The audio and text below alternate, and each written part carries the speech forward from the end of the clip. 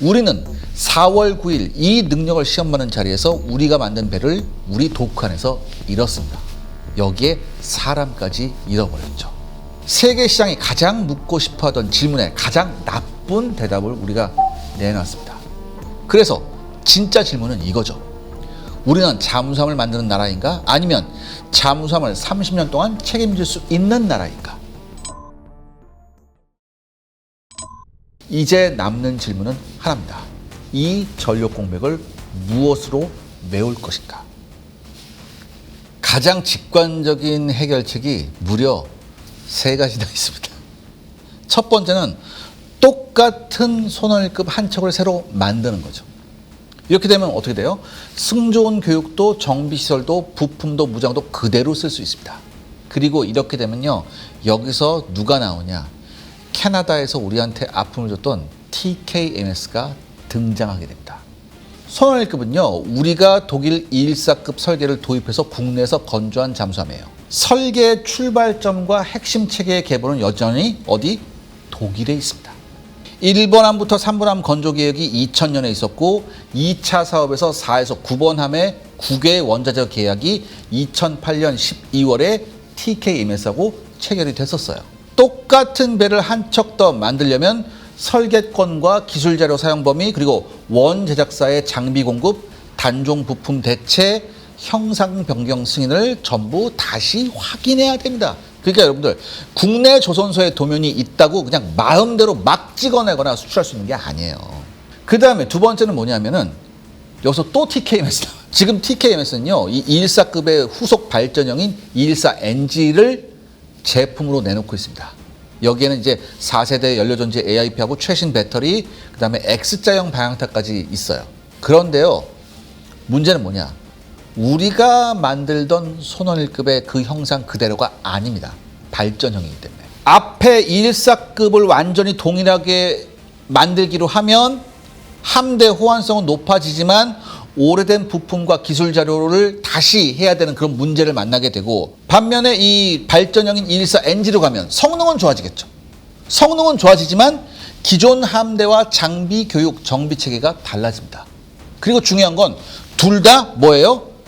TKMS의 협의가 필요한 거, 협조가 필요한 거예요. 그리고 이 협상에서 이제는 독일이 우리를 그렇게 잘 안 도와줄 거예요. 왜? 이제까지는 자기 학생이었는데 캐나다에서 어떻게 했어요? 맞짱을 결승전까지 떴잖아요. 학생이 자기가 가르쳐준 애가. 그럼 독일 입장에서 야, 얘를 더 이상 키워주면 안 되겠구나. 얘네한테 더 이상 협조해주면 안 되겠구나. 협조한다 한들 어떻게 굉장히 돈을 세게 불러야겠구나. 이렇게 나오겠죠. 그런데 여러분들 이런 정확한 경우를 이미 그리스가 겪었습니다. 독일 TKMS는요, 지난 4월에 그리스 스카라만가스 조선소와 그리스 해군 214급 4척의 중기 성능 개량 사업을 공동 수행하는 독점 계약을 맺었었어요. 이 발표문을 보면요, 좀 묘합니다. 원 제작사와 직접 협력을 해야지만 핵심 기술 자료와 부품에 접근하고 체계 통합 위험을 줄일 수 있다. 이렇게 명시해놨어요. 그러니까 여러분들 만약에 그리스하고 마찬가지로 우리가 홍범도함을 대체하거나 혹은 우리가 지금 가지고 있는 손원일급 214급 이런 것들을 성능 개량한다. 이렇게 하게 되면 독일은 정확하게 그리스한테 제시했던 똑같은 조건을 우리한테도 제시할 겁니다. 우리 허락이 없인 아무것도 못해. 그 다음에 돈도 매우 많이 내야 해. 이런 식으로요. 그래서 이 첫 번째 선택지 별로 매력적이지 않습니다. 그럼 두 번째 선택지는 뭐냐? 아, 이거 말고 우리 손으로 만든 장보고 3급을 추가 건조하자. 우리 기술로 독자 설계한 배라서 설계권에 발목이 잡힐 일이 없잖아요. 다만 이렇게 되면 손원일급의 대체가 아니게 되죠. 왜? 크기부터 다르잖아요. 그 다음에 승조원 편성하고 정박시설, 그 다음에 뭐 정비와 장비, 교육체계 다 달라집니다. 그리고 이미 장보고 3급은 뭐 건조 일정이 있거든요. 도크 계획도 있고. 근데 여기 하나가 더 추가돼봐요. 그럼 뭐야? 일정 전부 다 다시 조정해야 됩니다. 그리고 예산도 2배가 더 들겠죠. 이렇게 되면요, 이게 맞나? 라는 생각이 들 수도 있습니다. 그렇다면 마지막 세 번째는 뭘까요?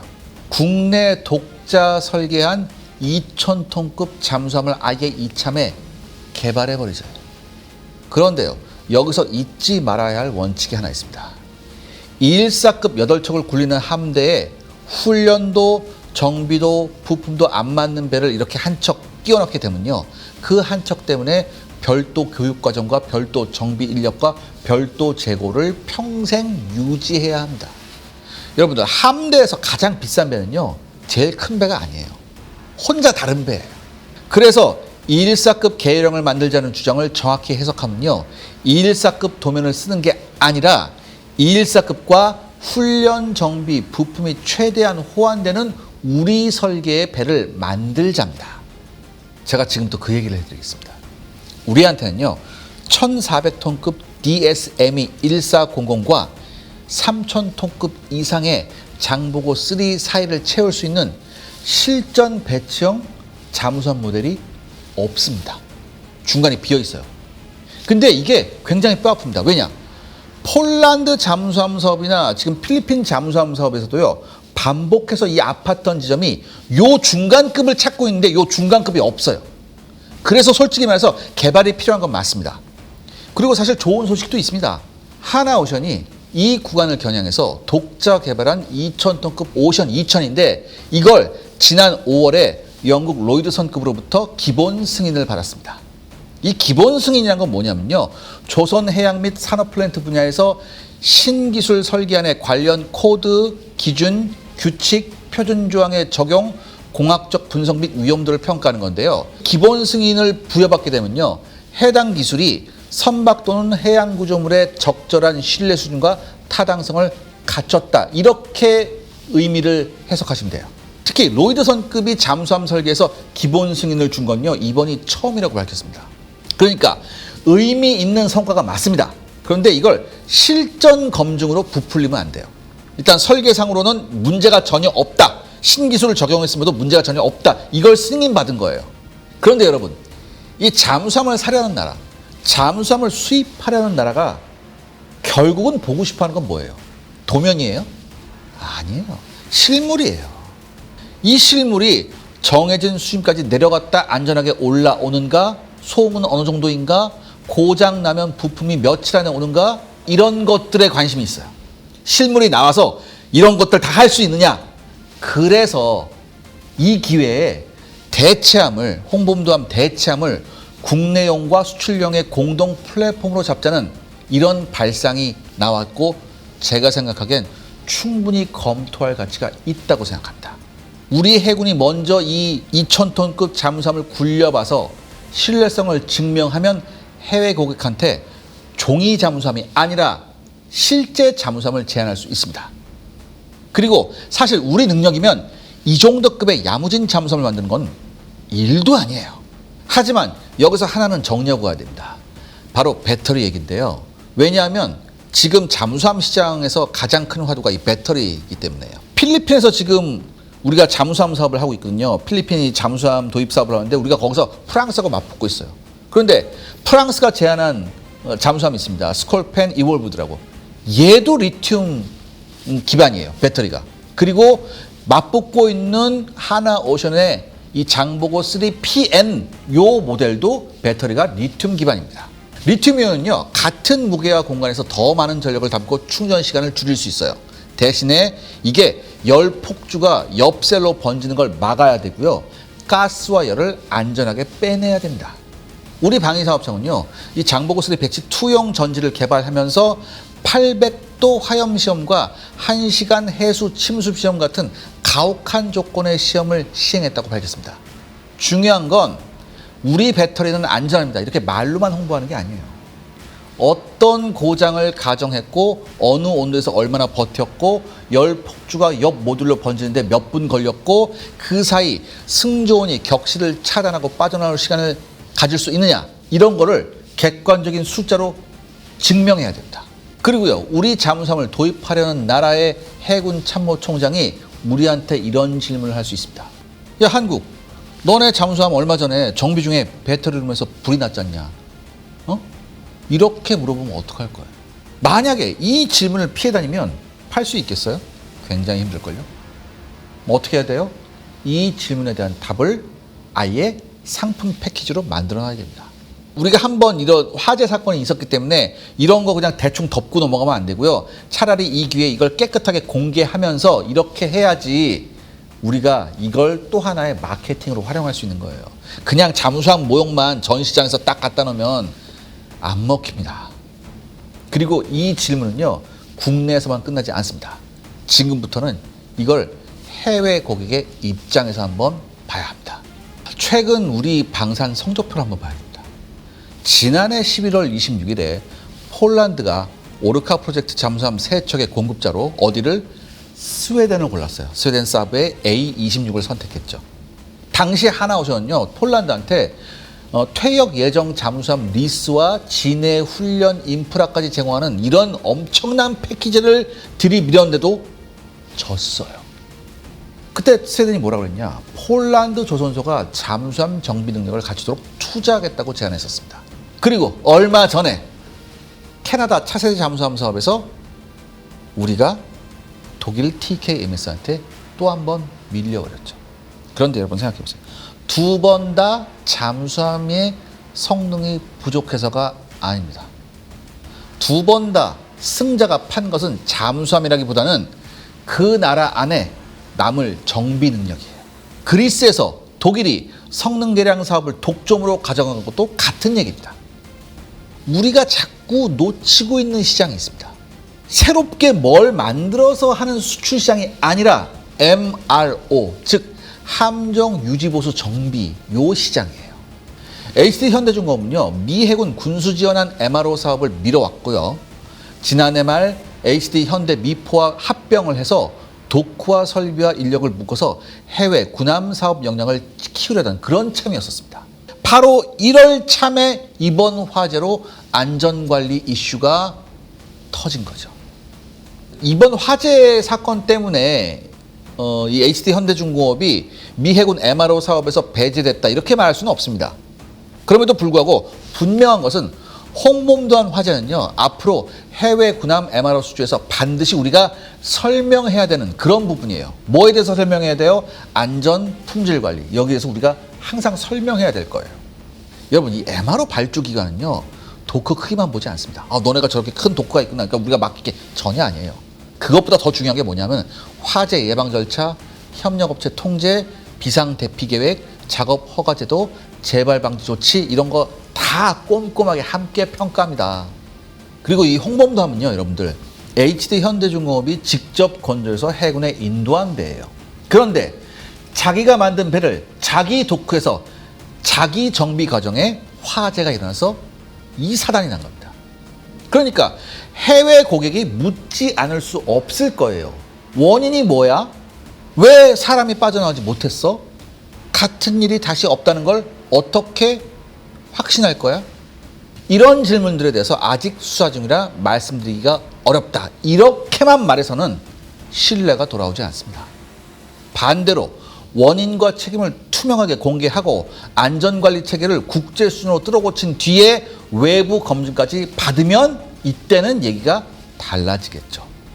사고 자체는 지울 수 없습니다. 어쩔 수 없어요. 하지만 사고 이유는 새롭게 쓸 수 있습니다. 해외 고객들이 보는 건요, 사고가 한 번도 없던 회사가 아니라 사고가 났을 때 어떻게 하는 회사인가, 이걸 보고 있습니다. 이번 화재를 당한 홍범도함의 압력 선체와 핵심 구조가 안전하고 합리적인 비용과 기간 안에 복구할 수 있다면 수리가 우선입니다. 다만 여기엔 조건이 붙어요. 고칠 수 있다가 아니라 안전하게 고친 뒤 남은 수명 동안 굴릴 수 있어야 한다. 바로 이거죠. 그리고 만약 복구비가 불어나거나 장기 신뢰성을 보장하기 어렵다면 미련 없이 보내야 된다. 왜냐? 승전을 태우는 순간부터 뭐가 중요해요? 돈보다, 비용보다 뭐가? 사람 목숨이 더 중요하기 때문입니다. 대체함은 214 계열의 재건조 혹은 국내 독자 2000톤급 새로 개발한 거 혹은 장보고 3 추가 건조, 요거를 놓고 이 세 옵션을 놓고 나란하게 놓고서 한번 면밀하게 비교 검토해 봐야 될 겁니다. 그러니까 첫 번째는 뭐예요? 호환성이 높지만 독일한테 우리가 다시 한번 아쉬운 소리 해야 되고, 두 번째는 기술 주권과 수출 가능성이 크지만 개발에는 또 시간과 돈이 훨씬 더 많이 들죠. 세 번째는 전투력이 강해지죠. 당연히 더 큰 잠수함 오지만. 하지만 여기 뭐예요? 그만큼 비용이 2배로 더 듭니다. 그런데요. 여러분, 제가 오늘 여러분들한테 여러 가지 말씀드리면서 계속 걸렸던 게 뭐냐면 함급 논쟁이 아니었습니다. 폴란드에서도 졌고 캐나다에서도 졌습니다. 두 번 다 가능성은 최고였다. 이런 말이 나오긴 했었었죠. 그런데 이 승자들이 판 물건들을 다시 한번 보세요. 스웨덴은 폴란드에 정비 능력을 만들어주겠다고 했고 독일은 캐나다 안에 독자적인 유지 정비 체계를 세우겠다고 했습니다. 한마디로 승부를 가는 건 배가 아니라 이 배를 30년 동안 살아있게 만드는 능력이에요. 도입국이 사는 건 잠수함이 아니라 30년짜리 약속입니다. 그리고 30년 항복판에 있는 작업이 바로 창정비예요. 엔진 내려서 분해하고 미션 뜯어내고 배선 교체하고 뭐 이런 거부터 A부터 Z까지 거의 다 분해한 다음에 다시 해야 되거든요. 우리는 4월 9일 이 능력을 시험받는 자리에서 우리가 만든 배를 우리 도크안에서 잃었습니다. 여기에 사람까지 잃어버렸죠. 세계 시장이 가장 묻고 싶어하던 질문에 가장 나쁜 대답을 우리가 내놨습니다. 그래서 진짜 질문은 이거죠. 우리는 잠수함을 만드는 나라인가? 아니면 잠수함을 30년 동안 책임질 수 있는 나라인가? 앞의 질문에는 우리가 이미 대답을 했습니다. 독자 설계 3,000톤급을 만드는 나라가 됐으니까요. 그런데 뒤의 질문은 이번에 처음 받아봤고 아직 답을 내놓지 못했습니다. 이번 조사가 누구나 처벌받고 끝내면요, 우리는 계속해서 정답을 내놓지 못할 겁니다. 반대로 여기서 나온 것들, 밀폐 공간 정비 절차, 축전지 상태 관리, 원하청 안전 책임의 경계, 발주자의 감독 기준을 문서로 만들어서 표준으로 세우면 그때는 다른 얘기가 됩니다. 사고를 겪고 규격을 만든 나라하고 아직 안 겪은 나라, 30년을 맡긴 쪽에서 어느 쪽을 더 믿을 수 있는지는 우리가 한번 생각해 봐야 될 문제입니다. 전화 위복이라는 말은요, 사고를 기회로 포장할 때 쓰는 단어가 아닙니다. 원인을 밝히고 책임질 사람이 책임지고 제도를 고치고 그 교훈이 다음 배의 설교도에 들어갔을 때 비로소 전화 위복이 되는 거죠. 우리 잠수함 사령부에는요, 오래된 표가 있습니다. 100번 자망하면 100번 부상해야 한다. 우리 홍범도 하면요, 사실 100번 이상을 내려갔다가 100번 이상을 떠올랐습니다. 그런데요, 도크 위 물에 뜬 채로 화재가 나서 우리 곁을 떠날지도 모르게 됐습니다. 잠수함은 적한테 들켜서는 안 됩니다. 하지만 사고의 원인과 책임까지 잠수시켜서는 안 되죠. 4월 9일 그 배 안에서 돌아오지 못한 한 분께 다시 한번 늦었지만 애도를 전합니다. 작전본부 샤르 엑스파일은 여기까지입니다. 다음 시간에 조금 더 좋은 내용으로 돌아오겠습니다. 감사합니다.